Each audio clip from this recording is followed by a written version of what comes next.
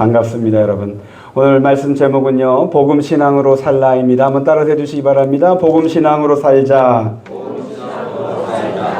네, 우리 9절의 말씀을 한 번 더 보겠습니다. 9절이요. 시작.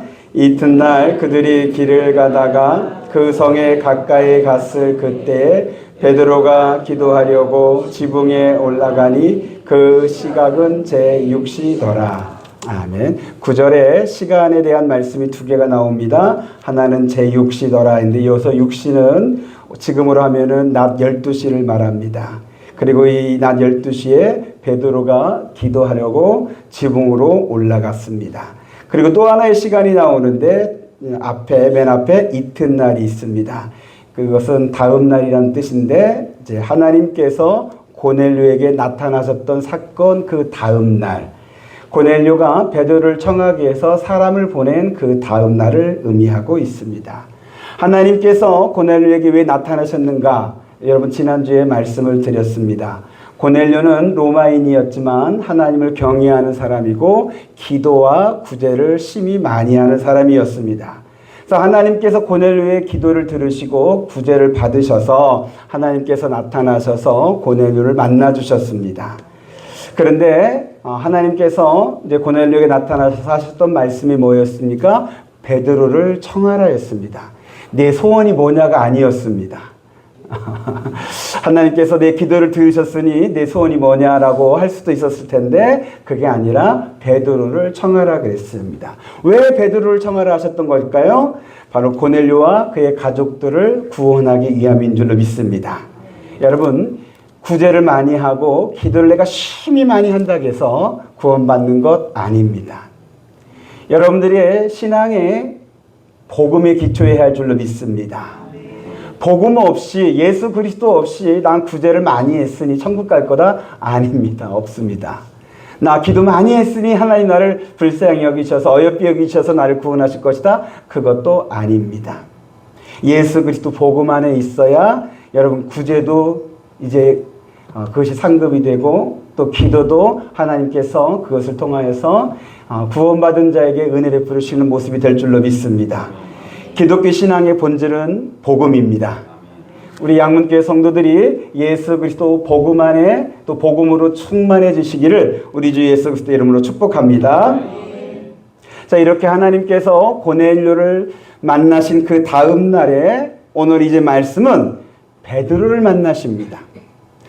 하나님께서 고넬료에게 베드로를 청하라 하시고 이제 베드로에게 사람을 보내게 하시고 그리고 그 다음 날 그 사람들이 베드로를 만나기 바로 전에 왜 다음 날이라는 시간이 걸립니까? 약 50km의 거리가 있기 때문에 하루가 지나서 다음 날 이제 그 사람들이 베드로를 만나기 그 바로 전에 하나님께서 먼저 베드로를 만나십니다. 자, 그럼 여기서 한 가지 질문을 드리겠습니다. 하나님께서 왜 먼저 베드로를 만나셨을까요? 그냥 고넬료가 보낸 사람을 베드로가 따라가서 베드로가 고넬료가 만나면 될 텐데 왜 먼저 하나님이 베드로를 만나셨을까요? 그래야만 했던 이유가 뭘까요? 여러분 성경을 보실 때 가끔씩은 왜라는 질문을 한번 던져보셔도 좋습니다. 왜 하나님이 베드로를 만나셨을까? 여러분 고넬료를 만나신 것도 이유가 있지만 베드로를 먼저 만나신 거에도 하나님의 뜻이 있고 이유가 있어요.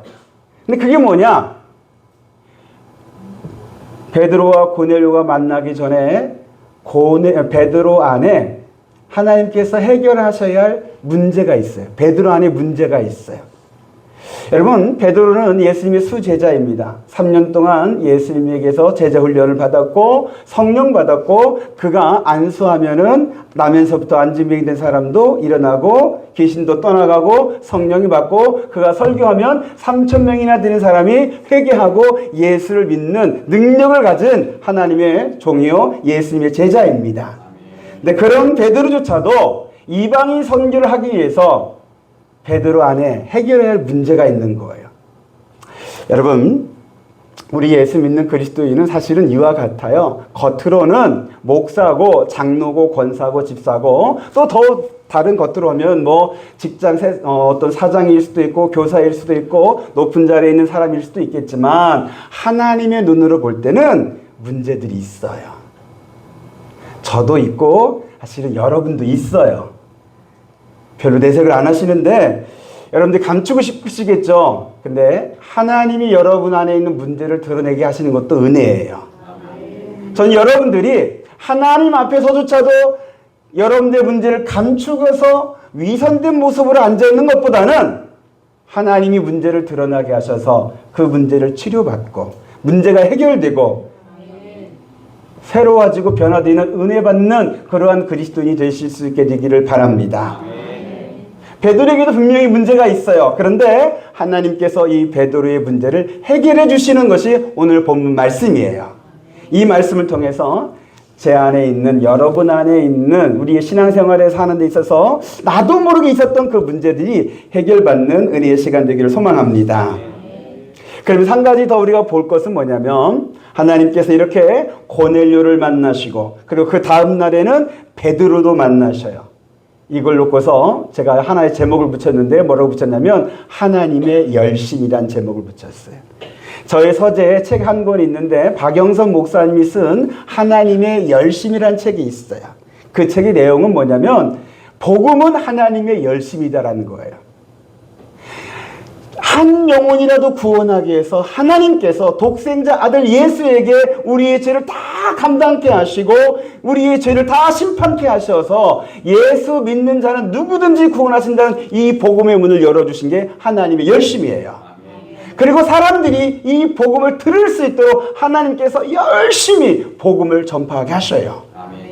그리고 복음을 듣는 자에게 하나님이 열심히 여러분들에게 믿음을 주고 계셔요. 그래서 하나님의 열심으로 저와 여러분이 구원받은 줄로 믿습니다. 오늘 이 사도행전 10장에 하나님의 열심으로 고넬료와 그의 가족이 구원받았습니다. 지금도 하나님은 한 영혼이라도 구원하기 위해서 베드로를 사용하셨듯이 오늘 저를 여러분들을 사용하셔서 한 영혼이라도 구원하시려는 구원의 열심이 하나님의 열심이 나타나는 그러한 시기가 될 줄로 믿습니다. 자, 그럼 이제 11절의 말씀을 보겠습니다. 11절이요. 11절 하나님께서 베드로를 어떻게 만나셨는가 우리 11절 다 같이 보겠습니다. 시작. 하늘이 열리며 한 그릇이 내려오는 것을 보니 큰 보자기 같고 내 귀를 메어 땅에 들이웠더라. 먼저 하늘이 열리며입니다. 여러분 하늘이 열린다는 표현은 성경에서 하늘이 열린다는 표현은 하나님의 임재를 상징하는 표현입니다. 근데 이제 우리 한국의 정서는 하늘이 열릴 때 이제 하나님과 소통할 수 있다라는 그런 생각들을 많이 합니다. 그래서 예전에 제가 어떤 세미나를 들었을 때 새벽 기도를 강조하시는 목사님이 왜 새벽에 기도해야 하느냐? 새벽에 하늘이 열린다는 거예요. 그래서 새벽에 기도해야 이 기도발이 잘 선다고 그렇게 이제 세미나를 하더라고요. 여러분 이게 맞을까요? 틀릴까요? 그렇게 생각하실 수도 있지만 그런 성경에는 그런 내용은 없어요. 새벽에 하늘이 열린다 이런 표현은 없어요. 그럼 언제 하늘이 열리냐? 그건 하나님 마음이에요. 하나님이 우리 임하실 때 우리를 만나시고 싶으실 때 야곱이 돌베개를 베고서 베델에서 자고 있을 때 하늘을 열고서 사닥다리를 내리셔서 야곱을 만나셨듯이 정말 우리 인생에서 꼭 필요할 때 하나님께서 저를 여러분들을 만나신 줄 믿으시기 바랍니다. 내가 물론 원할 때 하나님이 하늘 열고서 만나실 수도 있겠지만 그러나 정말 내 인생에서 하나님이 꼭 만나셔야 할 때 하나님이 그때를 아시고 저를 여러분들을 만나셔요. 저는 개인적으로 그런 하나님이 저를 만나주신 은혜로 인해서 여기까지 온 줄로 믿어요. 여러분에게도 하늘이 열려서 하나님이 여러분을 만나시는 은혜가 임하기를 축복합니다. 뭐 새벽 그것을 여러분 너무 그걸 꼭 매이지 마십시오. 그것은 사실은 우리나라 무속 종교에서 나오는 이야기예요. 거기에 매이지 마시고 우리 기독교는 하나님이 정하신 때에 하나님께서 임하신다라고 그렇게 믿으시고요. 그리고 하늘이 열리는 것에 여기 본문 말씀에서 또 하나 상징하는 것이 하나 있어요. 그게 뭐냐면 오늘 이 사건을 통해서 하나님께서 베드로의 마음의 문을 여셔요. 그걸 지금 나타내시는 단어예요. 하늘이 열리는 것을 통하여서 베드로의 마음의 문이 열려요. 오늘 예배를 통해서 하늘이 열려서 여러분들이 하나님의 영광 보기를 원하고요. 그러면서 여러분들의 마음의 문도 활짝 열려지길 축복합니다. 그런데 누굴 향해서 문이 열리는가는 우리가 한 번 더 들어가 보도록 하겠습니다. 자, 12절의 말씀을 보겠습니다. 12절이요. 12절이요. 저렇게 실수해도 마음이 열려서 그냥 다 감싸줄 수 있는 제 마음이 되길 원하고요. 12절 시작. 그 안에 땅에 있는 각종 네 발 가진 짐승과 기는 것과 공중에 나는 것들이 있더라. 자, 하늘이 열리면서 큰 그릇 같은, 보자기 같은 큰 그릇이 내려오는데 그 그릇 안에 각종 네 발 가진 짐승과 기는 것과 공중에 나는 것들이 있습니다. 여기서 이 각종 짐승들, 네 발 가진 짐승과 기는 것, 공중에 나는 것, 이런 것들이 무엇일까? 그 종류는 나와 있지는 않습니다. 그러나 이것들은 이제 율법에 의하면 정한 것도 있고 부정한 것들도 있습니다. 여러분 율법에서 부정한 음식과 정한 음식, 여러분 그런 거 구분되어 있는 말씀 아시지요? 레위기 11장에 보면 짐승 가운데 먹어도 되는 정한 짐승이 있고 결코 먹어서나 만지지도 말아야 할 부정한 짐승들이 있어요.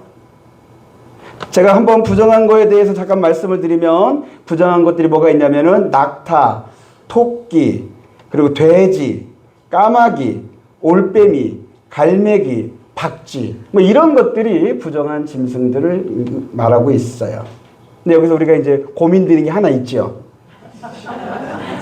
돼지고기. 사실 저 어제 돼지고기 먹었어요. 어제 꿈의 선교를 위해서 우리 청년들이 왔어요. 토요일 오후에 그 청년들 저녁으로 돼지고기 숯불구이로 해서 목살, 삼겹살, 항정살 해서 먹었습니다. 심지어는 부족해서 더 사다 먹을 정도로 잘 먹었습니다. 근데 레위기 11장에 보면은 이 돼지도 부정한 짐승으로 들어가요.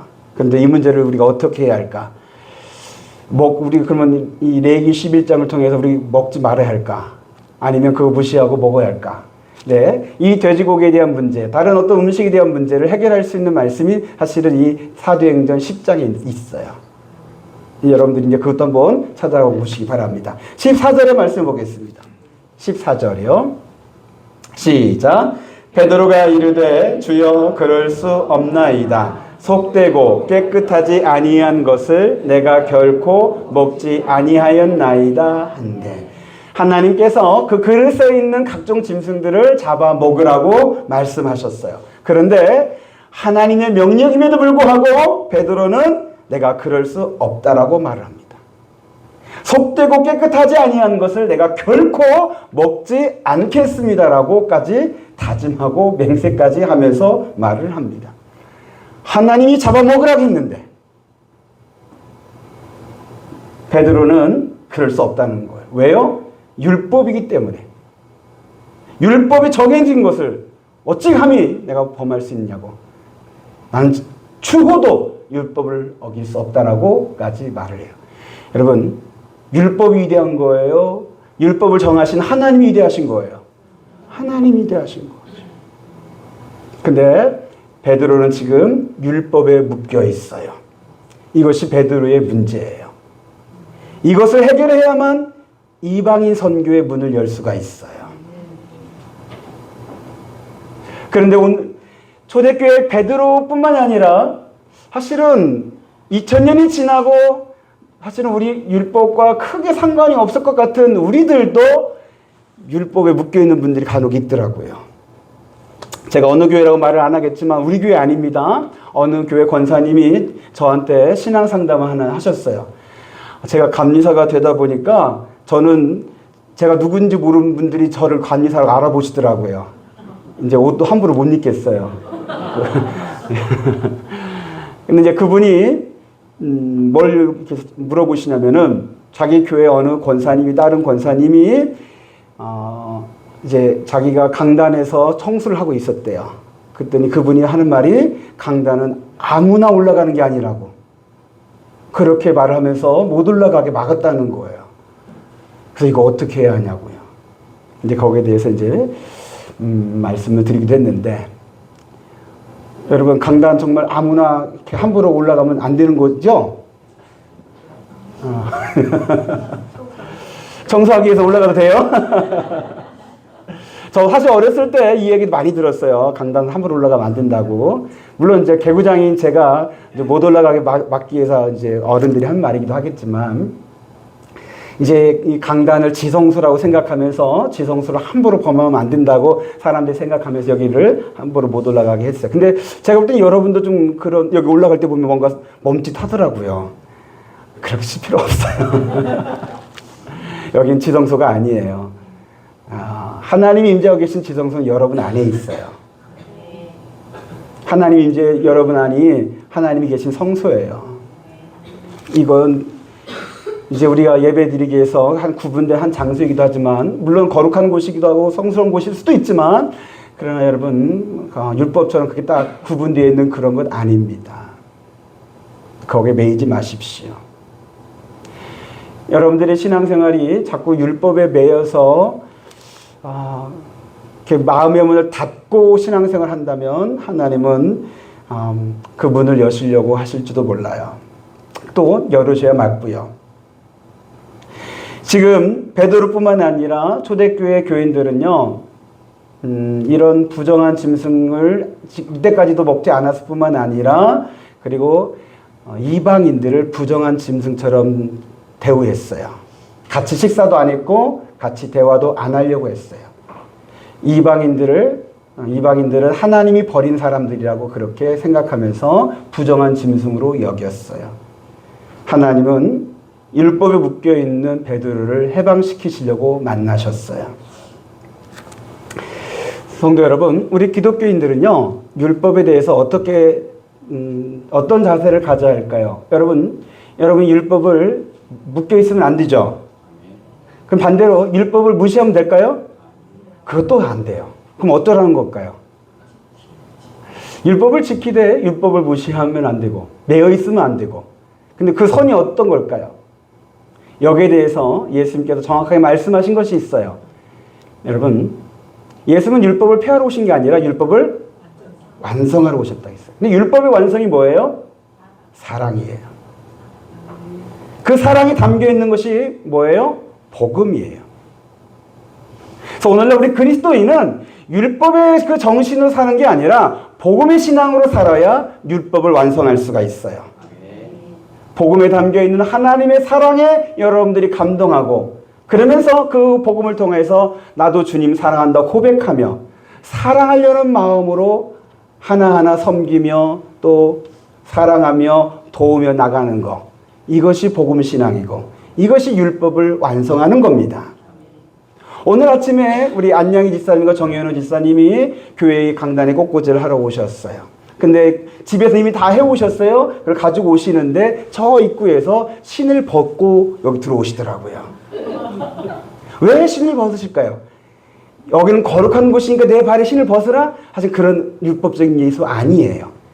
이제 우리 집사님이 오실 때 신발이 더러웠으니, 우리 깨끗하게 청소한 이거 누군가 청소했는데 자기 신발로 더러워질까봐 다른 사람의 그 수고를 내가 헛되게 하지 않으려고 신발을 벗는 그 불편함을 감수하면서 벗고 안에 와서 이 꽃꽂이를 갖다 놓으셨어요.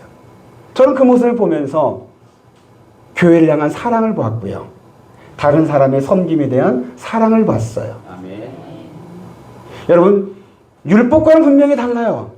율법은 사랑이 없어요. 아니, 원래는 사랑이 정신인데 율법 에 묶여 있으면 사랑이 없어도 율법만 하는 모습들이 나타날 수 있어요. 그것은 오히려 율법에 매이는 거예요. 그러나 사랑하기 위해서 내가 나아갈 때 때로는 율법을 넘어서기도 해요. 그것이 복음의 정신이에요. 복음의 신앙이에요. 우리 양문교회 성도들이 복음 신앙으로 신앙생활 하실 수 있게 되기를 바랍니다. 자, 그러면 복음 신앙으로 사는 것이 도대체 뭐냐? 조금 더 자세하게 구체적으로 말씀을 보겠습니다. 15절의 말씀 보겠습니다. 15절이요. 시작. 또 두 번째 소리가 있으되 하나님께서 깨끗하게 하신 것을 내가 속되다 하지 말라 하더라. 아멘. 오늘 말씀의 핵심 클라이맥스가 이 15절입니다. 여러분 15절의 말씀은 여러분들이 볼펜 갖고 계신 분들은 동그라미 치시거나 별표를 치시거나 밑줄을 그어주세요. 그리고 이 말씀을 여러분들이 기억하시려고 노력해 주시기 바라요. 다 못하신다면은 하나님께서 하셨던 말씀, 하나님께서 깨끗하게 하신 것을 내가 속되다 하지 말라. 한번 따라해 주시기 바랍니다. 하나님이 깨끗하게 하신 것을 내가 속되다 하지 말라. 여러분, 하나님이 깨끗하다 하신 거, 이게 뭐냐면 이게 복음이에요. 하나님이 깨끗하게 하신 거, 이게 복음이에요. 나 같은 죄인을 예수 그리스도의 십자가의 그 보혈로 나의 모든 죄를 다 깨끗하게 씻어주신 거, 이게 복음이에요. 그래서 하나님이 깨끗하게 하신 거, 이게 복음인 줄 여러분 믿으시기 바랍니다. 그래서 요한일서 1장 7절 말씀, 여러분 요한일서 1장 7절 말씀을 다 같이 한번 볼까요? 시작. 그 아들 예수의 피가 우리를 모든 죄에서 깨끗하게 하실 것이요. 이 말씀이 여러분 안에 이루어진 줄 믿으시기 바랍니다. 예수의 피가 나의 모든 죄를 다 깨끗하게 씻어주셨어요. 언제요? 내가 예수를 믿는 그 순간에. 이게 십자가의 능력이에요. 보혈의 능력이에요. 그래서 여러분, 이 말씀을 근거해서 복음 신앙은 어떤 신앙이냐? 이 말씀을 근거했을 때는 하나님께서 깨끗하게 하신 나의 이 몸을, 나의 이 정신을, 나의 영을 깨끗한 걸 지켜가는 거. 다시 죄의 오물에 빠지지 않고 더러운 것을 나에게 묻히지 않으려고 내 자신을 깨끗한 것을 지키려고 노력하는 거. 다시 죄짓지 않으려고 노력하는 거. 이것이 복음 신앙이에요. 여러분들이 죄 지으면 지옥 갈까봐 죄를 안 지으려고 한다. 그건 아니에요. 이미 예수의 피가 여러분의 죄를 다 씻어주셨어요. 그런데 우리가 신앙생활을 할 때 다시 죄지음으로 나의 영을 더럽히는 것은 주의 그 크신 은혜와 사랑을 내가 헛되게 만든 것이 될 수도 있어요. 여러분을 깨끗하게 하신 여러분들의 영을, 여러분들의 몸을, 여러분들의 삶을 지켜주시기를 부탁드리겠습니다. 그리고 하나님께서 하셨던 또 하나의 말씀, 내가 속되다 하지 말라. 한번 따라해 주시기 바랍니다. 내가 속되다 하지 말라. 여기서 속되다라는 말은요, 더럽다, 부정하다라고 그런 뜻이에요. 하나님께서 이미 다 깨끗하게 하셨는데 네가 뭔데? 그런 말이에요. 네가 뭔데? 왜 속되다 하느냐? 더럽다 하느냐? 부정하다 하느냐? 그래서 복음 안에서는 여러분 부정한 짐승은 없어졌어요. 그래서 모든 것이 다 가해졌어요. 가능해졌어요. 그래서 우리가 돼지고기도 맛있게 먹을 수 있는 근거가 된 거예요. 여기서 갑자기 돼지고기 나왔습니다. 그런데 여러분, 우리가 먹는 거에 대해서 하나님께서 모든 걸 다 우리에게 열어주신 거예요. 그런데 먹는 거에 대해서 한 가지 하나님께 당부하신 것이 있어요. 뭐냐면 로마서 14장 20절 말씀에 이렇게 말씀하셨어요. 로마서 14장 20절이요.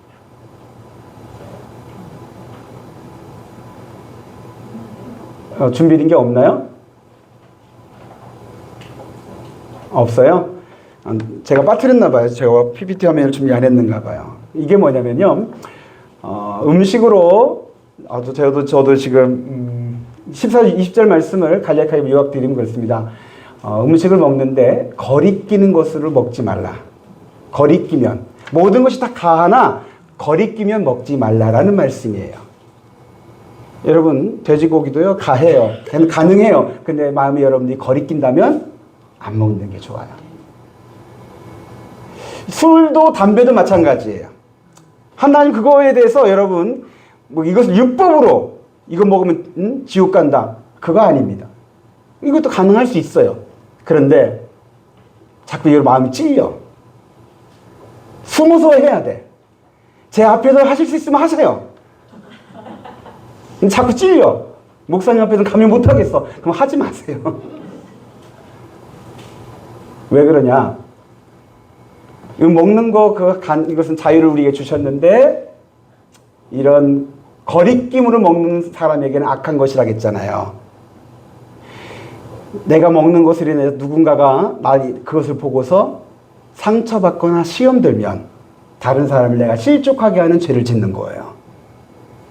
그리고 술 같은 경우는 내가 그걸 먹음으로 술 취함으로 말미암아 술 취하지 말라는 말씀을 내가 어기면서 또 술 취함으로 인해서 범죄하게 되는 그런 위험들이 있기 때문에, 그래서 성령 하나님께서 예수 믿는 성도들에게는 술에 대해서 거리끼는 마음을 주시는 거예요. 그래서 여러분, 성령이 여러분의 마음에 이런 거리낌의 감동을 주시거든 성령의 명령에 순종하셔서 그것을 하지 않길 바랍니다. 대답이 적은 거 보니까 아직도 결단을 못 하셨는가 본데 괜찮습니다. 그러나 여러분들이 이 먹는 것 문제에 대해서 주 안에서 자유롭고, 그리고 이걸 통해서 하나님 영광 돌리는 모습이 되길 바라고요. 그리고 이제 진짜 내가 속되다 하지 말라 하신 말씀에 진짜 뜻이 나옵니다. 그게 뭐냐면요, 이방인들을 네가 속되다 하지 마라. 너의 형제, 너의 이웃을 내가 속되다 하지 마라. 내가 이미 예수의 피로 저 영혼을 깨끗하게 씻었다. 근데 네가 뭔데 저를 속되다 하느냐, 부정하다 하느냐? 그러지 마라라고 말씀을 하셔요. 이 말씀을 3번 하시면서 베드로의 마음의 문을 여셔요. 저는 오늘 여러분들의 마음에 이 말씀이 하나님의 음성으로 들려지게 되기를 소망합니다. 혹여나 누군가에 대해서 여러분들이 마음이 닫혀 있거든. 저 사람은 부정한 사람이야. 저 사람은 문제가 있어. 저 사람은 더러워. 저 사람은 죄인이야. 난 저 사람하고 같이 신앙생활 할 수 없어. 난 저 사람과 같이 살 수 없어. 저런 사람과는 같이 내가 교제할 수 없어. 라고 생각했다면 여러분, 그건 복음신앙이 아닙니다. 내가 복음을 믿는다고 말을 하지만 복음이 여러분 안에서 참 진리로 역사하는 모습은 아닙니다. 하나님은 나 같은 죄인을 하나님의 독생자 예수 그리스도로 그 피를 아낌없이 쏟아부으셔서 나 같은 죄인을 씻어주시고 깨끗하게 하시고 죄 없다까지 하시며 오히려 더 나아가서 여러분들을 하나님의 자녀로 삼으셨습니다. 아멘. 이것이 복음입니다. 이 복음을 받은 자가 우리의 이웃이나 우리의 믿음의 식구의 작은 실수와 허물과 죄를 보고서 저 사람은 속되다, 저 사람은 더럽다, 저 사람은 부정하다, 그렇게 판단하고 정죄하고 관계를 끊는다면 그것은 올바른 신앙은 아닙니다. 저와 여러분들의 마음의 문이 열려지기를 소망합니다. 그러면 그런 사람들을 볼 때 어떻게 해야 합니까? 여러분, 그런 사람들 볼 때 어떻게 해야 할까요? 뒤에서 수군거리면서 욕해야 할까요? 아니요. 그런 사람 볼 때 더 주님을 생각하시기 바랍니다. 더 주님을 여러분이 바라보십시오. 그러면서 이렇게 기도하십시오. 주님, 그럼에도 불구하고 제가 저 사람을 더 사랑할 수 있도록 저를 도와주옵소서. 더 사랑할 수 있도록. 여러분, 복음신앙이 아까 뭐라고 했습니까? 사랑이라 그랬습니다. 하나님이 우리를 사랑하신 게 복음이었고 나도 주님 사랑한다는 게 복음신앙입니다. 더 사랑할 수 있게 해달라고 기도하십시오. 판단하고 정죄하지 마시고 그를 사랑하게 해달라고.